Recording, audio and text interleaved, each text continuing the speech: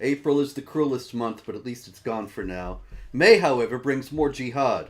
They want to kill us all somehow. So be forewarned and be aware, and don't listen to Hamas linked care. Get your kids out of UCLA.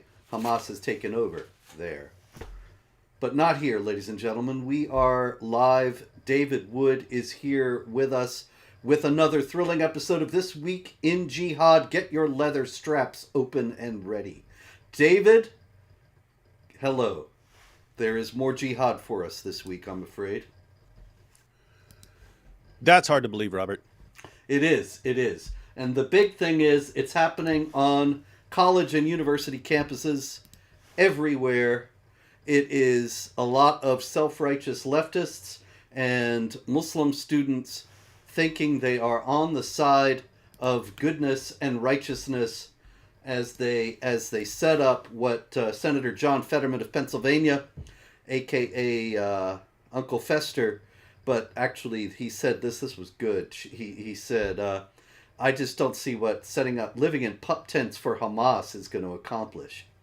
And I thought, well, there you have it, ladies and gentlemen. Pup tents for Hamas. That's what we're looking at.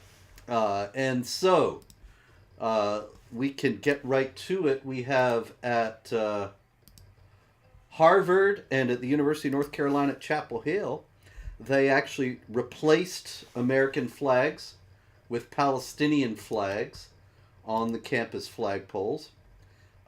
City College, too, in New York City, these were all taken down, but at UCLA, Jewish students were barred from campus, and the one of the parents called up and said, my child can't get to class, and they said, yeah, the officials are allowing this, and you can see in video that a cop is right there, and he just doesn't let the kid on campus, doesn't let him go to class. Meanwhile, we have all kinds of outstanding individuals of great character supporting pup tents for Hamas. This is Mumia Abu Jamal. I don't know if you remember him, young fella. Looks familiar. He Wait, is that the guy who rammed into people or something? No, this is not the guy who rammed into people anytime recently. He's in prison, and he is a cop killer. He killed some cops in Pennsylvania and Philadelphia years ago. When I was in college, the big cause was Free Mumia, because he had supposedly murdered Philadelphia police officer Daniel Faulkner in a just murder. And so, in any case, he was the big cause celeb.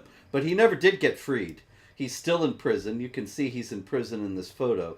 And he actually called up one of the encampments the one at City University of New York, CUNY, to express his support. And so once again, we have the leftist Islamic Alliance. Here also is Kaimani James, and you probably saw him. He's one of the definitions of mess around, find out. Yes, Kaimani James. Although, actually, the funny thing about Kaimani James, for those who don't know, he was the leader of the Columbia University encampment, and he said that he wanted to kill Zionists, that Zionists did not deserve to live, and that we should count ourselves lucky that he was not out there killing Zionists.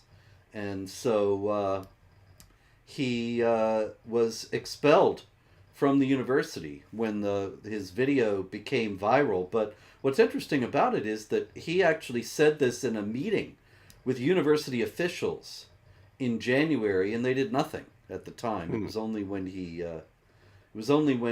it became a viral thing that he suddenly got expelled. Anyway, David, yes. Now he's gonna have to join Ilhan Omar's daughter in trying to figure out how to find food.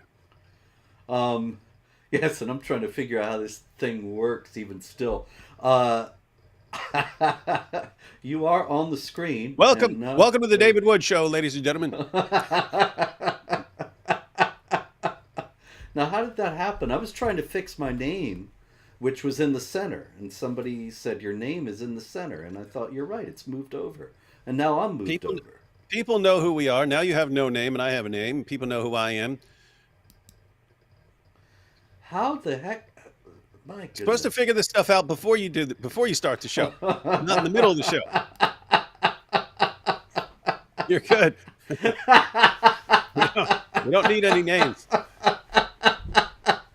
Matter of Yeah, fact, except I would take your name off this show just because you don't want people to know how much you're messing up right now.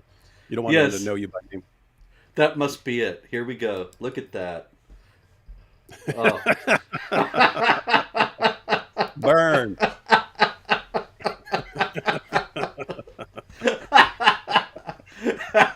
All right. How can I move it back? I'm used to being on the left. This is very Uh, I strange. think I think just click on yourself first. Okay, click on me, Uh-huh. and No, then that's me. but I clicked on me, and that's what happened. Okay, there you now There we hit go. there you go. Okay. Oh, and look at that! I even got the name There back. we go, ladies and gentlemen. You see, we're running a tight ship here, ladies and gentlemen, a Okay. tight ship. You guys need any technical help? Just call me. Hmm. All right. We got a lot of jihad, David. So I Really? got to stop here fooling around. Yeah, there's been all kinds of jihad. Story out of Hamas, out of Gaza. Tariq Abu Erar, who is a Bedouin doctor from the village of Ararat on Nakab in the Negev. So he is an Israeli Arab, a Muslim who lives in Israel, and uh, he was telling the story that on October 7th he was driving along as at the scene of the attacks, of course not knowing, and he saw a wounded man on the side of the road. He thought, "Oh, there's been a car accident." And so he stopped, and he ends up getting shot in the chest and the leg, surrounded by Hamas. They capture him, they tie him to a pole, they ask him who he is, where he's from, where he's going, and then they say, "Tell me this verse from the Quran and that verse from the Quran. And who are the people of the Prophet Muhammad?" Things like that. And when he answers, because he's a Muslim and he knows, then they yell at him for working with the Jews, but they let him go. Now, why did they let him go if he knew Quran? What does that have to do with this political conflict? Yeah, and we've heard that before, right? I think it was the mall attack in Kenya, and the jihadis are actually going around to people because once you find out you're being attacked, everyone sort of spreads around. Okay, just say you're Muslim, say you're Muslim, say you're Muslim when they ask. And so, but they had a little quiz for people. They had a little Mm-hmm. quiz. So hey, recite the Shahada in Arabic, and they'd have some little trivia questions to find out if you're really a Muslim. And if you're really a Muslim, then they wouldn't kill you. But yeah, it is very strange if this is just a political conflict, and that person was on the Israel side of the conflict. Why wouldn't they have the same problem with him? Exactly. It's almost like they view it as religious in nature. Yeah, you somehow you would get that idea. You know, it's amazing. This has actually happened quite a bit. As you noted, the Westgate Mall in Nairobi in 2013, uh, they were quizzing people about Islam, and those who couldn't answer questions would get killed, but those who were able to answer the questions would be spared. But this also happened in St. Cloud, Minnesota, David, the Variety Vacation Land, St. Cloud, Minnesota, 2016. Dahir Adan, a Somali migrant, he was stopping people in the mall and asking them if they were Muslim or Christian, and he was stabbing the non-Muslims. This has also happened. I got a big list here at Jihad Watch, jihadwatch.org, ladies and gentlemen. This has happened in Nigeria, Burkina Faso, the Philippines, Mali, where else? Several times in Kenya, Bangladesh, Mozambique, and elsewhere. And every time, all of those, I'm referring to incidents in which the attackers asked the victims if they were Muslim or Christian, or gave them a quiz, and those who could answer the Muslim questions were freed, and those who could not were killed or kidnapped. So that is a very clear indication of the religious nature of the conflict. Also, we had And it's interesting. It's interesting because it's all around the world, right? How do jihadis from all around the world get the exact same idea about this, right? mhm, That hey, we're that's a about to do this attack, or they all got the same idea. It's just like jihad in general, because and we've talked about this in the past, but when you have a terrorist attack, fortunately people are catching on by now. But for years, whenever there was a terrorist attack, people would say, but look at Westboro Baptist Church, as if Westboro Baptist Church is going around slaughtering people. But it's they were doing some messed up stuff. But notice that was like that stuff was kind of exclusive to that church. You didn't see the same thing popping up all over the world among Christians. You didn't have it. So it's interesting that any Christian group that goes off the deep end somehow, they're kind of on their own. You don't see it happening over and over again. Whereas when it comes to jihad, you had people from around the world. Even if you had a population that's mostly peaceful, Muslims working, minding their own business, and so on, there always emerges from in there a call to jihad, a call to terror, and so on. So it's just weird that if Islam actually is a religion of peace and tolerance and doesn't teach these things, how do people from around the world get the exact same misunderstanding of Islam? That was the question. We never got our answer, Robert. We never found out how all these people from around the world came to the exact same misunderstanding of their religion.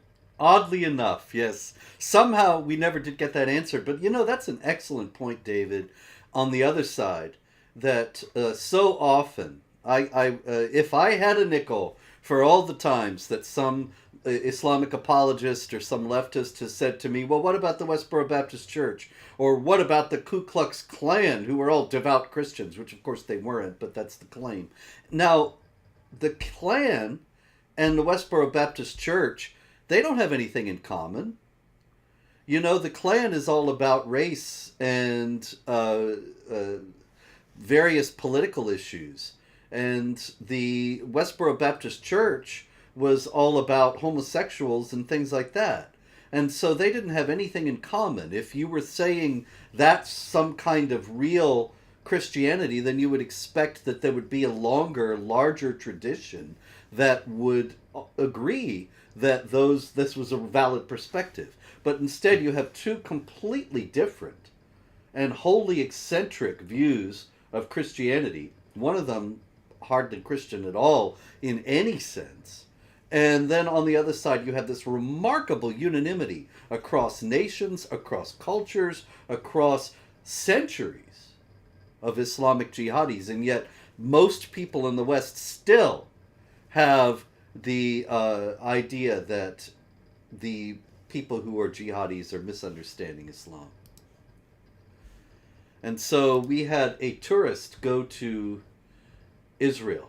And I just don't know, David, if I were an Israeli official right now, I don't know if I'd be saying, yeah, tourists, come on in from Turkey and from other places that are actively hostile to Israel.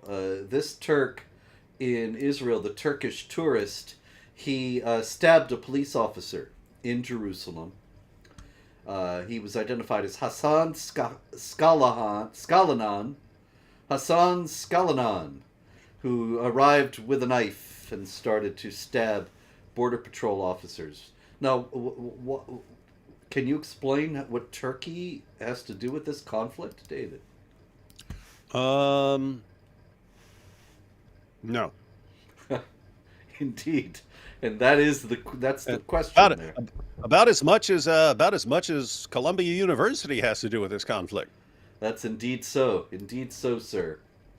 And so you gotta wonder, though. The UCLA is really out of hand. And David, I'm supposed to go speak at UCLA in a couple weeks, and I don't Yeah, know if I it's saw that. going. I saw your tweet about that. Yeah, I don't know if it's going to happen. And I certainly, I look forward to it with all the enthusiasm of root canal. But it is the kids who invited me. They have to live with it, and I'm certainly not going to turn them down after they invite me. But people are getting beat up. Pro-Israel students getting chased and beaten on the university campuses, on the UCLA campus, and it's just astonishing. The administration's they're sympathetic, of course, to the demonstrators, so they're letting all this happen. Yeah, and think about all the various ways this is insane. I mean, on the one hand, which we already brought up with the Fetterman quote, um, but I mean, like, what do these guys think they're doing? Like, do they seriously think Israel's going to be like, oh, well, we were going to continue crushing Hamas, but since this is going on intense outside Columbia University, we're going to rethink this. In other words, how many actual Gazans are being helped by any of this? If you want to help the people of Gaza, quit giving them the impression that there's so much global support that they can actually win. That's a very good point. The message you should send is you're totally outmatched. Stop launching terrorist attacks and getting crushed in response. Stop it. That's the message that should be coming. When you cheer them on, you're giving them the impression that they should go on, keep fighting. So, that's stupid. They're not helping the people of Gaza. They're helping get them killed over time. They're helping continue the cycle. So there's that issue. There's the complete hypocrisy, which we've talked about before, that for decades we've been told after every single Islamic terrorist attack, hey, but don't associate that with other Muslims. The other Muslims didn't do that. So don't blame these Muslims over here for what these Muslims over there are doing. And yet here we find out, no, if there's a conflict on the other side of the world, you go target any random Jew or anyone who would associate with a Jew or anyone who sides with a Jew or something like that. Just go after everyone in general, indiscriminately. And so massive dose of hypocrisy right there. And then finally, the cherry on top of the ice cream sundae, they're proving the case. They're proving the case that Israel needs its own place, right? Mm-hmm. Everywhere else in the world, apparently, you could just flip a switch and people decide that they have to go after Jews. Okay, well, if anyone in any country at any time can just flip a switch and go and decide we have to destroy Jews, it kind of seems like Jews need their own place. And so these kids are making an airtight case for why Israel needs to exist. That's an excellent point as well. And it brings us to an interesting question, though. There was an imam in Florida. And once again, this is like we had last week or a couple weeks ago, I don't remember, but recently, a guy who was not named. And a lot of these mosques, they put the sermons up, the Friday sermons up on their page, their Facebook page or whatever, and they don't name who the guy is speaking. And so if he's not prominent, then a lot of the people don't know who they are. So this guy, and here he is one of them, but he was speaking, as you can see, at Masjid Al-Iman in Fort Lauderdale, Florida. And he was speaking about why the Jews behave in this way. He said, we will mention what the Jews believe, because you wonder how come? Why are they such a breed of human beings? And that was actually, he showed that he was a moderate, David, in saying they were human beings instead of apes and pigs. Mm-hmm. But progress. Yes. Liberal. I wonder if they came up to him after and said, brother, you are contravening the Quran. Anyway, he says it is simply because they are indoctrinated that way. That is their creed. And I thought, okay, now we're getting into projection territory. And he says, I will give you proof from two passages from the Talmud. which is one of the books that the Zionists refer to. Allah created the foreigner, the non-Jew, listen to this, in human form, so that they would be suitable to serve the Jews. This message goes to those who bow from amongst this Islamic nation, to the Zionists, to the Jews. This is how they look at you. This is how they see you, as an animal that is in the form of a human being, created just to serve them. Wow. Yes. Pot, meat, kettle. Exactly. The Talmud actually does not. Actually, the Talmud specifically does say that the non-Jews are human beings. It is false to say that the Talmud says that the non-Jews are animals who are going to be slaves of the Muslims. I actually spent a lot of hours tracking this down because I'm writing a book right now about anti-Semitism. So when this sermon came to my attention, I went looking and I found this quote, when the Messiah comes, every Jew will have 2,800 Gentile slaves. And there are a lot of those lists of Talmud quotes that has this on there. And it says it's from Simeon Hadarsen, folio 56D. Now, the unfortunate, well, actually the fortunate fact here is that this is not what the Talmud actually says. There is no Simeon Hadarsen folio 56D, and there is no such quote. And there are many quotes where it says, for example, a Gentile can own land in the land of Israel so fully as to have the right of digging in it in pits, ditches, and caves. For it says, the heavens are the heavens of the Lord, but the earth he gave to the sons of man, which obviously is including the Gentiles among the sons of men, that is, human beings. So it's just a lie, but tell us what you mean by pot, meat, kettle. What is this guy, what is the elephant in the room, or one of them, that this guy is ignoring? Well, you have the Quran calling Jews and Christians, Surah 98 verse 6, the worst of creatures. You have these passages about Allah transforming Jews into animals and so on as punishment. But I mean, we're supposed to be subjugated. We're supposed to be second-class citizens paying money to Muslims to acknowledge our inferior status. And so we're the worst of creatures. So we're actually lower than pigs or dogs or something like that. But the Quran says, this is Surah 3, verse 110, that Muslims are the best of peoples ever raised up for mankind. So Muslims are the best of peoples. Jews and Christians were the worst of creatures. We have to be subjugated. And the only way we can have a right to continue existing as Jews and Christians is to pay tribute money acknowledging our inferior status. It sounds like this guy is saying, you see, this is what Jews believe. This is why they're evil. I'm like, wait, that's exactly what you believe, dude. Indeed. And so he goes on, and he said, after he gives us the Talmud, or what he claims to be the Talmud, then he says that, he makes a little joke here. Says, now you wonder why they go. They fly from Brooklyn, from under the tunnels. There is an airline that goes underground. But then he says, I'm joking. And I'll tell you something, David, if he hadn't said I'm joking, I would have thought, oh, he actually believes this. Because, after all, these are the people who have given us stories about the Zionist sharks and Zionist squirrels spying on the Muslims. So, you never know. But anyway, he says they go from under tunnels straight to Palestine to do what? To steal the land. Why? Because for them it is permissible to steal from someone who is not a Jew, which is also false.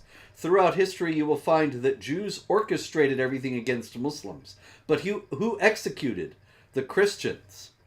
So he's saying the Jews stirred up all the trouble against the Muslims, and the Christians carried out what the Jews bade them to do.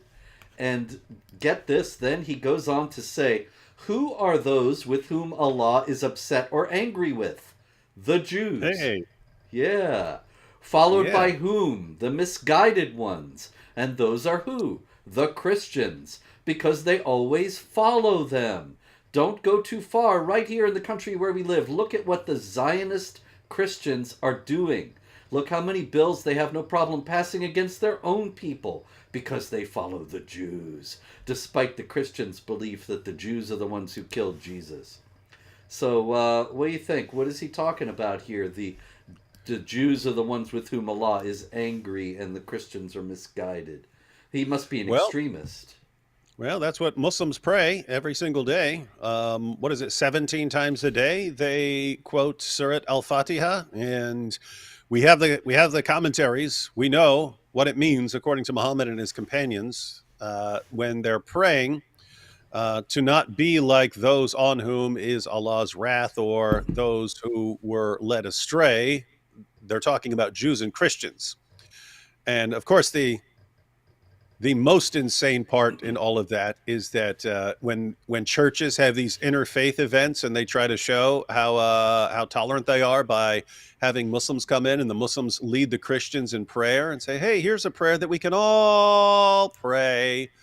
Well, let's teach you how to pray it." And then the Christians pray along with the Muslims and recite this, and they don't even realize they're cursing themselves. Yep, it's incredible. But of course, ignorance is the order of the day, and we live in an age of absurdity. So, what are you going to do? All right, let's go to some other incidents. We had in Iraq, we had a TikTok star, Gufran Sawadi, better known as Fahad. And there she is, Fahad. And she was actually killed. She was sentenced to prison a few years back for violating public decency and morals, because it seems that on her TikTok channel or whatever they have there, she would share videos of herself dancing to pop music in form-fitting clothes. In the past, these videos were deemed inappropriate by Iraq's judiciary. Sawadi was sentenced to 6 months in prison for the crime of producing and publishing several films and videos containing obscene and indecent language, violating public decency and morals. So, she was just shot dead on the street outside of her home in Baghdad. David, to deplore that would be to endorse violating public decency and morals, would it not? Yep.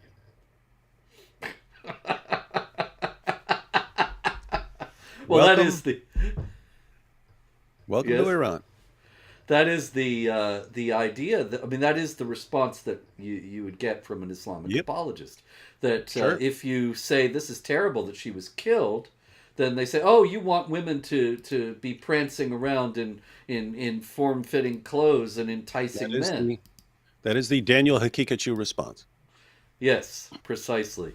So it's important to note, I think, in the face of that kind of thing, that we can not be in favor of any kind of immorality while at the same time not being in favor of murder on the street of a woman whose morals differ from what we think they ought to be. Yeah, it's interesting in Islam for the Dawa guys. It's always you have to go on a killing spree, or there can't be any rules at all. So it's complete, total chaos and anarchy, or you have to go on killing sprees. So well, that makes sense. What's your choice? There's no middle ground. There's no middle ground. That's it. Oh, here is something I wanted to make sure to get to. This is aerial photos of an area in Artsakh, that is Nagorno-Karabakh, and that is the area in Azerbaijan that from time immemorial has been Armenian land, with churches going back to the 4th century. But the Armenians were forcibly evicted last fall, and now we see the result of that. That on the left, we see this area of Nagorno-Karabakh or Artsakh last year, and the identical area now. And you see it's been leveled. There's nothing there now. And this is because, well, why is it, David? What's going on? Looks like they're being wiped out. Indeed. And this is what happens. This, if you want to know what happened in the Islamic world to create the Islamic world, what happened to the Christians of North Africa, the land of Augustine of Hippo and Cyprian of Carthage, and so on. If you want to know what happened to the Christians of Egypt, the Christians all over the Middle East, this is the kind of thing that happened. They would be driven out of an area, and the area would be leveled, and then later it'll be built up again, and there will be no trace that there had previously been a Christian presence. I remember, my own family was exiled from the Ottoman Empire as it was collapsing about 100 years ago, and I read a book some years ago about a woman who had exactly the same experience, and her grandparents were exiled as well, but she actually took her grandmother back to Turkey, I believe in the late 90s, and they went around to the town where she had grown up and asked, where are the Christians' houses? Where are the houses where the Christians used to live? And the Turks who lived there said, no Christians ever lived here. And the whole thing had been completely erased. So we have this happening right now in Nagorno-Karabakh. People don't even realize. And this is what the Gazans and the Palestinians in general would want to do to Israel if they get the chance. Well, it's just good that we have all these college students protesting what's happening to the Christians. Yes, yes. It's a good thing we have their tremendous moral compass. Mm-hmm. So Perfectly functioning moral compass. perfectly functioning. So let's see here. I got signs from George Washington University. There it is. This is a sign that's posted at the encampment at 3 signs posted at the encampment at George Washington University. We got your standard issue Free Palestine, but also handwritten signs. Students will leave when Israelis leave. So they're saying we want Israel destroyed or we're staying here. And students will go back home when Israelis go back to Europe, US, etc. Their real homes. Well, that would solve it, wouldn't it, David? Yeah, sure would.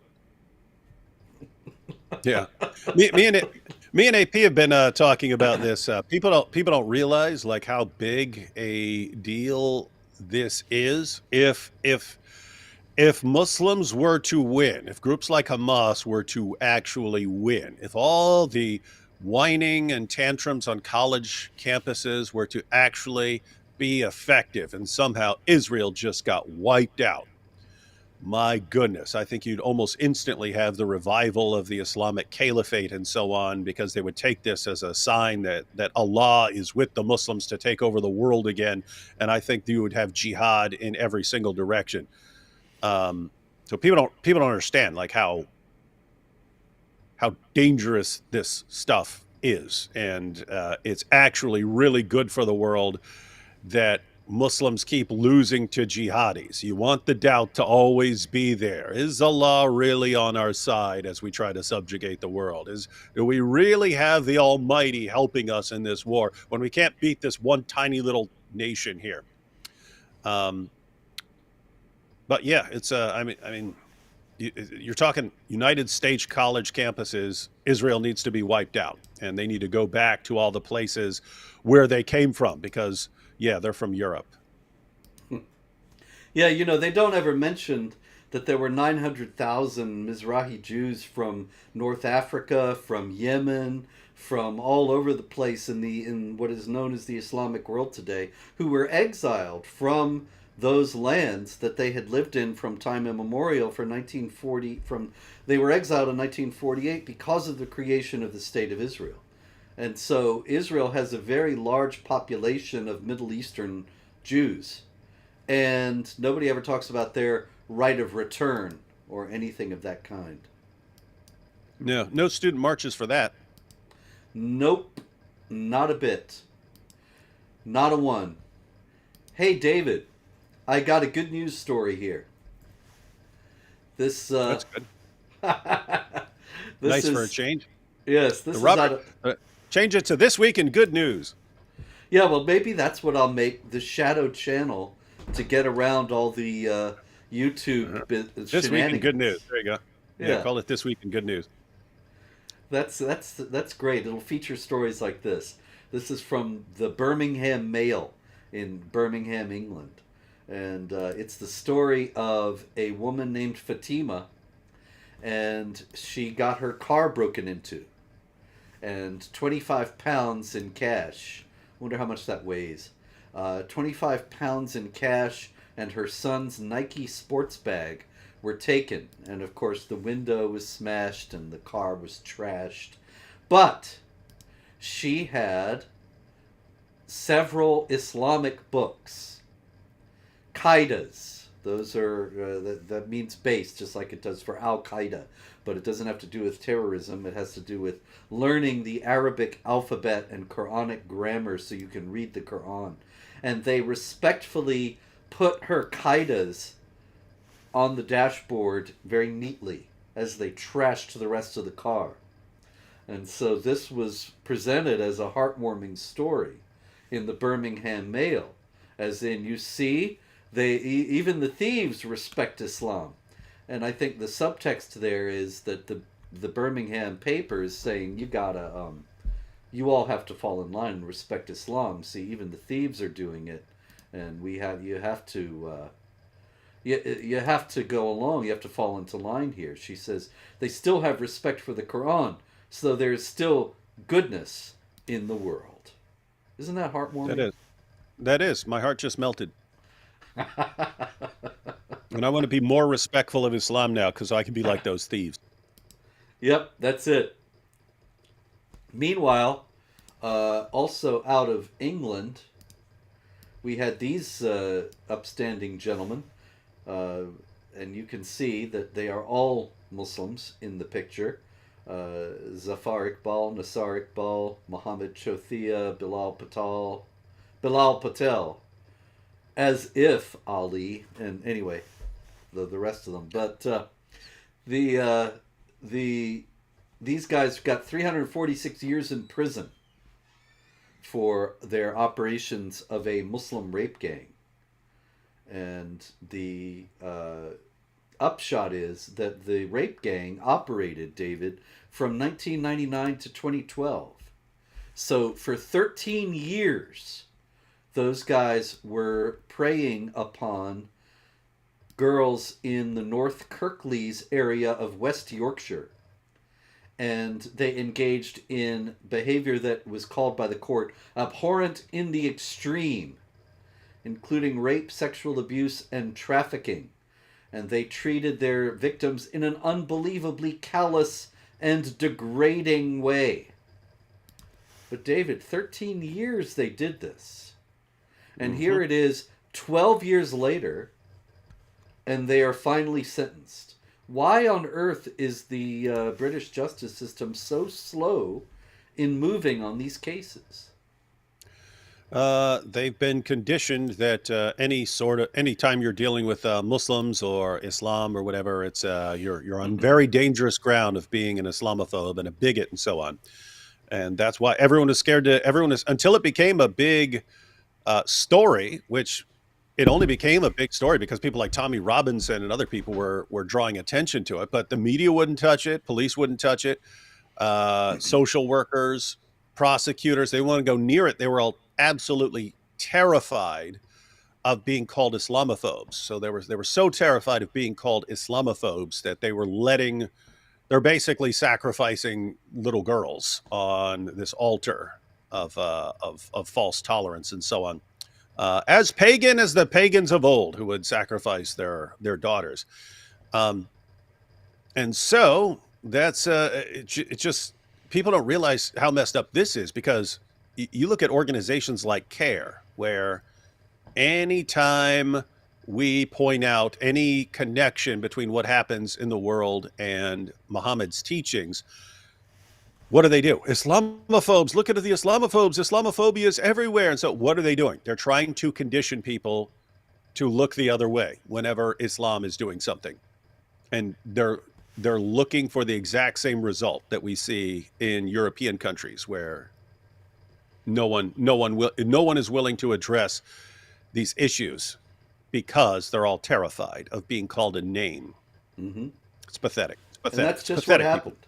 You know, you mentioned Tommy Robinson, and it's important to note that groups like Hope Not Hate and Tell Mama, leftist groups, they began to demonize Tommy Robinson and stigmatize him and call him an Islamophobe and a racist and all that stuff, all the usual nonsense, because he was talking about the Muslim rape gangs.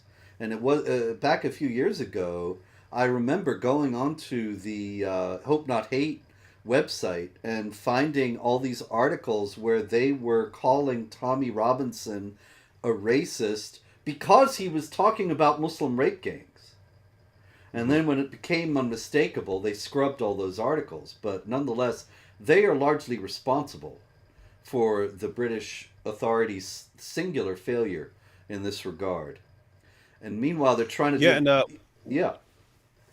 oh, I just wanted to say another terrible part of this story is here in the U.S. Here in the U.S., the sort of bottom of the barrel in prison, snitches and guys who mess with kids, guys who do something with kids.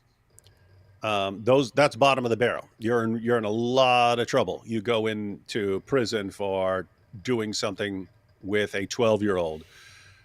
But in the UK, you enter the prison as heroes because they're so filled with Muslims now who are all in there for doing the same thing. And it's a good thing in Islam. It's a good thing that you are degrading these little 11 and 12-year-old girls like that. And so you actually go into prison in the UK, you have the full protection of the Muslim community, which functions as a big gang in prison, and totally different environment. You can, so it's just a weird situation because to this day, because of my background, whenever I see pictures of guys who are going to prison for drugging, raping, gang raping, pimping an 11 or 12-year-old girl, I think, oh yeah, those guys are about to get the crap beat out of them in prison. I think, wait, no, it's the UK. They're not. They're going to be heroes. They're going to get a couple years of prison dawa. That's what they're going to get. Incredible. Incredible. And anyway, the segue here is to Australia, where they're trying to make the same thing, the same situation come about. These cheerful folks are Muslim leaders in Australia. And you know, of course, David, all about Marmari Emmanuel and the stabbing attack upon him, and how young Muslims who were apparently involved in planning the stabbing of Marmari Emmanuel were also planning to attack Jews in Australia, and that the teenage Muslim who did stab Marmari Emmanuel said that he was talking about his prophet, and when he brought his prophet into it, then he had to act, and he was also saying Allahu Akbar and so on. Okay, so these Muslim leaders in Australia, they had a press conference, and they said that they demanded an end to the classification in Australia's terrorism laws about religiously motivated terrorism. And they said it was important to avoid simplistic attributions that target specific communities. The presumption that terrorism is inherently tied to religion is not only inaccurate, but harmful. This misconception persists despite extensive scholarly work demonstrating that terrorism is driven by political and ideological motives, not religious faith. And they look serious about it. So what do you think? They should stop talking about religiously motivated terrorism, am I right? Yeah.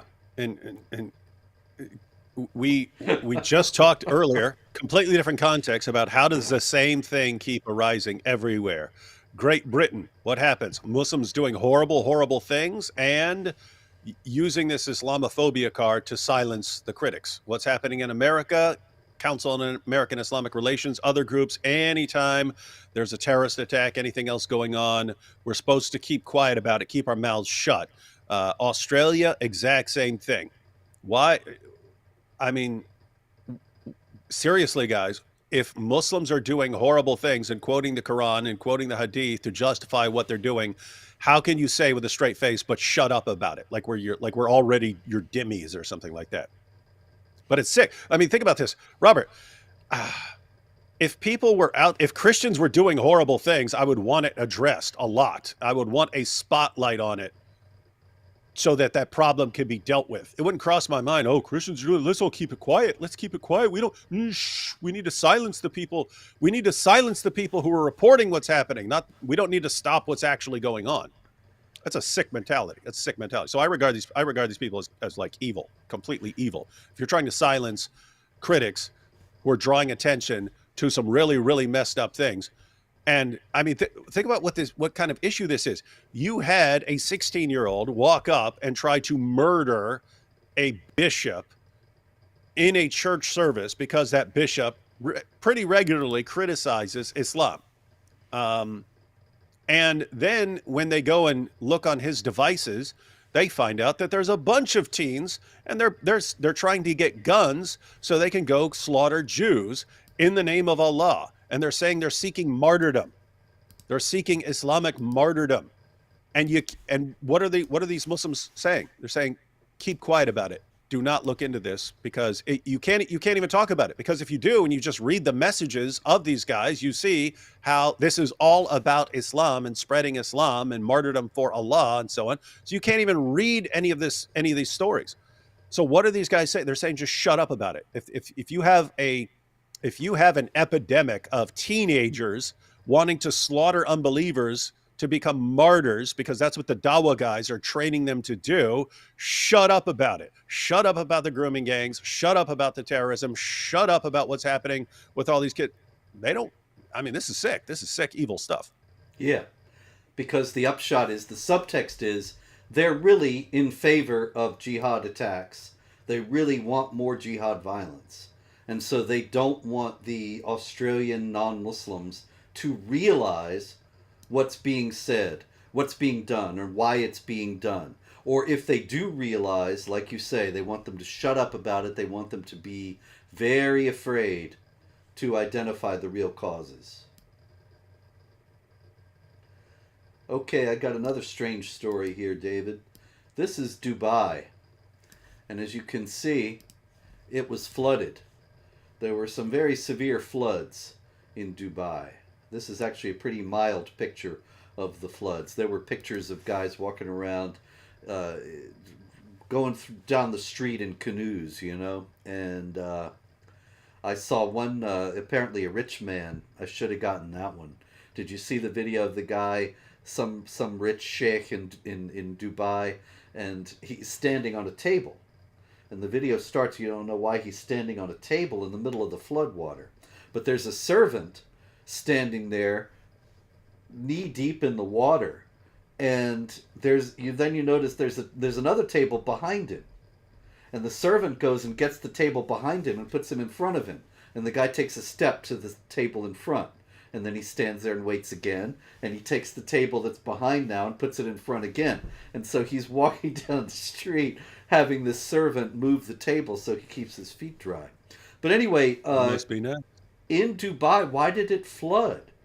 Obviously, Allah is displeased, because in the Quran, David, in Judaism and Christianity, there is a great large strain of thought about why do the wicked prosper. You can read the Old Testament and the New Testament, and there are all kinds of passages about the good guys not winning, and the cross before the resurrection, and the evil prospering.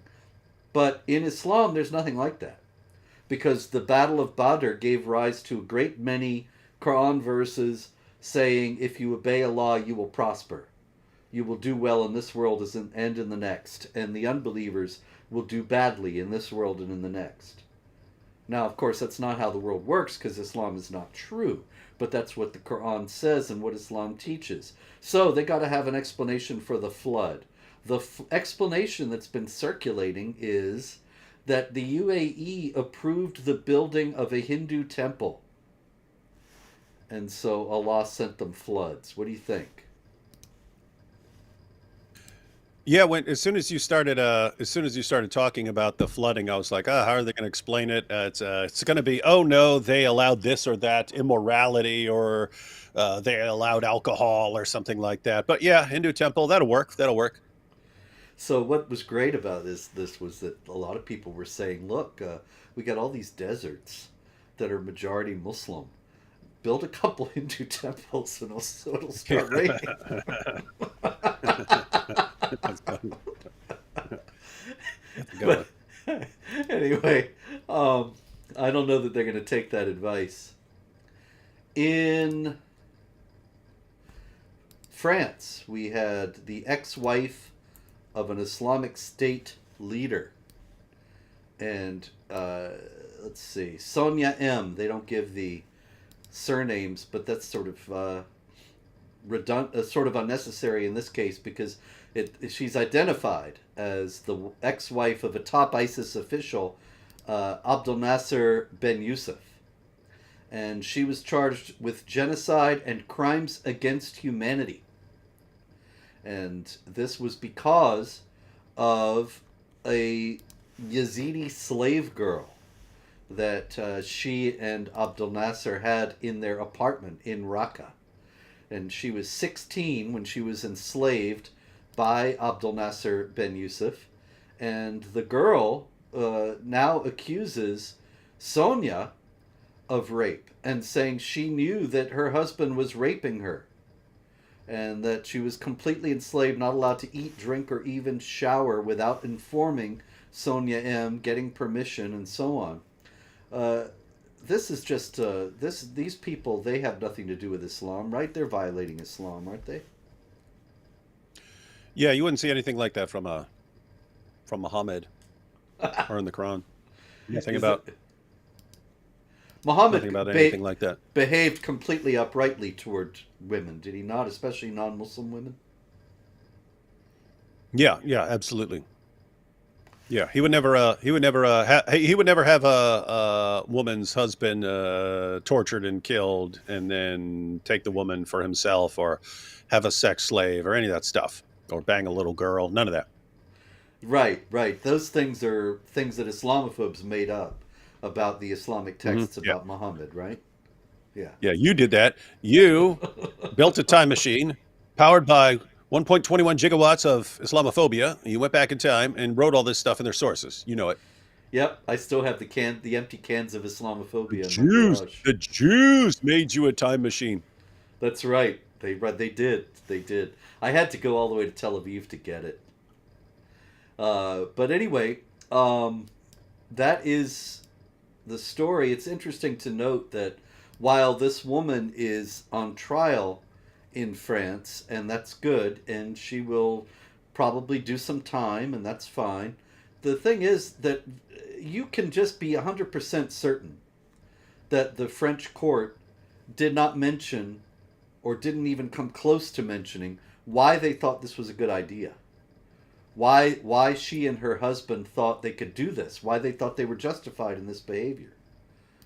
And so it's just going to keep on going, as long as as long as there are Muslims, there will be jihad, and as long as there's jihad, then there will be slaves, and this kind of phenomenon will happen, and yet nobody in the West wants to face it.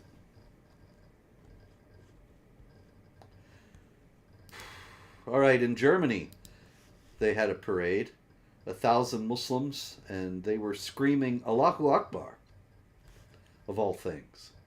And they were demonstrating in favor of establishing a caliphate. They were saying caliphate is the solution. Kalifat ist die Lösung.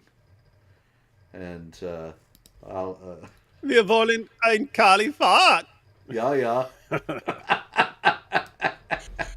Did you watch that footage? Did you watch that footage? Yeah, some of It sounded exactly like a Nazi rally. I did think Guy sitting there, that. Allahu Akbar. You can see why Adolf loved those guys. They were after his own yeah, heart. absolutely. Oh It yeah. was interesting because Elon Musk retweeted that. So VisaGrad24, that channel, posted the footage of the Hmm. German rally, and then Elon shared it and said, "Surely this has to calling for the overthrow of the government has to be illegal, isn't it?" Well, one would So that's think, but it seems like all bets are off when it comes to Muslims. It's just like yeah, it'd be polygamy. Islamophobic. Polygamy is illegal Yep. in Germany, and yet they actually announced, the Interior Ministry announced that they were going to bring over imams to help with the polygamous families. The they have polygamous Muslims practicing polygamy in Germany, and I don't know, somehow these imams specialize in dealing with the issues related to that or something. But anyway, they were very proud of getting these guys over there. And in Britain, No, I mean, yeah, they the tolerate the Dawa, same thing. the Dawa guys openly talk about polygamy and having second wives and stuff. I mean, their discussions are about whether you have to tell your wives. Say, hey, you get these wives, and some of them don't want you to have a second wife. So, do you have to tell them no? So you got your wife over here, your other wife over here, your other wife over here, your other wife over there. You get married. You don't have to marry them in any way that the government is aware of. You get your marriage at the mosque. And as far as the government is concerned, your wives are all single mothers, so they all get state benefits. Hmm. And I, So, I remember I remember seeing this. I remember seeing this years ago, like probably 15 years ago, about how in the Muslim world it's pretty difficult. It's pretty difficult for a regular Muslim to have three or four wives because you have to be able to pay for all their residences and so on. So it's something that only wealthy people can do. But there's actually it was part of the push. It was part of the push. It was part of the incentive, guys. If you just get to Europe, if you can just get to Europe, any of you regular, ordinary Muslims who could never afford second, third, fourth wife, if you just get to Europe, the governments will pay for your second, third, fourth wife. The governments will pay them because you're not doing it in front of the government. The government thinks they're single mothers. And so, guys, just get to Europe and you can have all the extra wives you want, thanks to Europe. you know what's incredible though is that these guys think they can do this, and their wives aren't going to notice. I mean, Muhammad had a schedule, right? According Mm-hmm. to the Hadith and Sirah literature, he would go from one wife to the other night after night, or sometimes he would visit them all Mm-hmm. in the same night. And this was some incredible demonstration of his super manhood. But the fact is, if he's got a schedule, they know where he is. That's why Haifa, Aisha, and Hafsa got mad at him Mm-hmm. in Surah 66 because he was out of turn going to see Maria the Copt when it wasn't her turn. And so how do these Dawa guys think they're going to get away with making their wives not letting their wives know that they have other wives when Muhammad himself wasn't even able to get away with that? Um, well, Muhammad Hijab said you could flat out lie to your wife. So you could say, "Hey, every Monday and Thursday and Saturday, I've got a big project that I need to work on indefinitely, so I won't be here." And where did he get the idea that he could lie to his wife? Uh, Muhammad, There you go Muhammad in the again. in the Hadith about things that you're allowed to lie about. That's it. Yeah, that's something that Western authorities would do well to ponder, because Muhammad says you can lie to your wife and you lied during wartime. And yet, all the international media and the United Nations and the United States government, they're all taking the Hamas figures of casualties in Gaza at face value, even though Hamas just revised them down by about 12,000. Uh, Nonetheless, they know who would be more honest with us than Hamas. Hmm. Meanwhile, speaking of the Biden administration, David, they're spending $3,500,000,000 to supercharge mass migration from the Middle East, according to Senator Eric Schmidt of Missouri. What could possibly go wrong? Nothing. That's right. It's a religion of I'm sure. peace.